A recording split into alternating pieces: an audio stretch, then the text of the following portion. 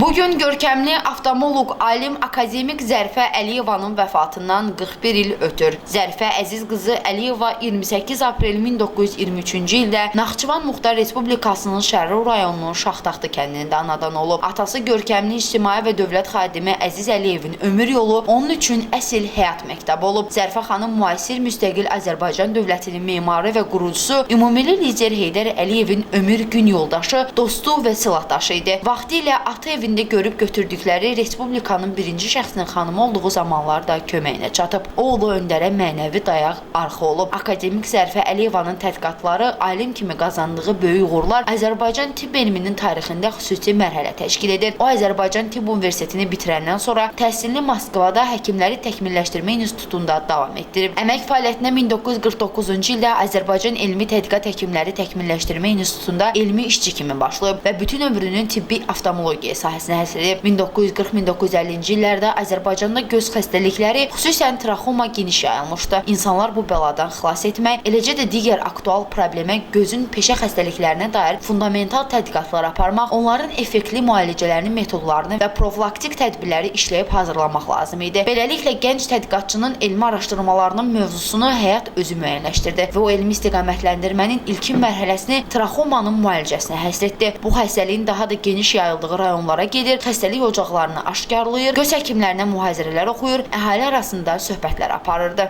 Zərifə Əliyevanın həkimlik sənəti ilə bağlı bir fikri də diqqət cəlb edir. Həkim insanın ən doğma adamıdır. O, insanlardan özünü ayırmamalı, özünü sevən, laqeyd insan olmamalıdır. Akademik Zərifə Əliyeva həm də görkəmli ictimai xadimidir. O, keçmiş SSR-nin Sülh Müdafiə Komitəsinin üzvü, Azərbaycan Sülh Müdafiə Komitəsi sədrinin müavini, Ümumi İttifaq Bilik Cəmiyyət İdarəsi heyətinin, Ümumi İttifaq Oftalmoloqlar Elmi Cəmiyyət Rəyasət heyətinin üzvü olub. Bu zaman çalışırdı ki, gündəlik həyatının işlə bağlı tərəfi heç bir halda qadın və ana kimi üzərinə düşən vəzifələri üstələməsin. Zərifə Əliyevanın fəxri adları, elmi titulları, mükafatları olduqca çoxdur. Bu adların hər biri qürur, iftixar mənbəyidir. Amma bu adlar sırasında ən şərəflisi ana adıdır. Zərifə xanım ümumilli lider Heydər Əliyevin siyasi xəttinin layiqli davamçısı, cənab prezident İlham Əliyevin anasıdır. O, 1985-ci il aprelin 15-də Moskva şəhərində vəfat edib. Banuçə Hüseynli, Səs TV xəbər.